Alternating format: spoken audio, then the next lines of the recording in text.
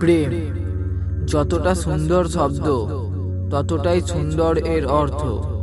একটি প্রেম সেটা হয় যা একজন ব্যক্তি অপরজনের প্রতি হয়, যার সংজ্ঞা আমরা সকলেই জানি। আর একটি প্রেম হলো তা যা ব্যক্তির নিজের প্রতি হয়, আর তাকে আমরা আধ্যাত্মিকতা বলি। যে আধ্যাত্মিকতা বুঝতে পারে সে শিবকে বুঝতে পারে।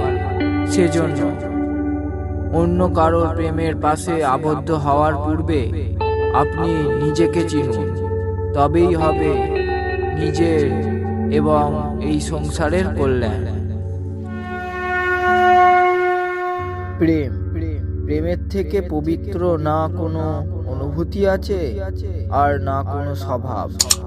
প্রেমের দ্বারা সব কঠিন পথ সহজ হয়ে যায়। কিন্তু অনেক সময় মানুষ আত্মার এই সুন্দর মিলন শরীরের বলে ভেবে নেয়। যা শরীর দ্বারা হয় তা হলো বাসনা, যা আপনার ভেতরের অনুভূতিকে জাগিয়ে আপনার আত্মাকে স্পর্শ না করে। সেই বাসনার হাত থেকে বাঁচুন, আর সর্বদা হৃদয়ে নির্মল প্রেমকে স্থান দিন।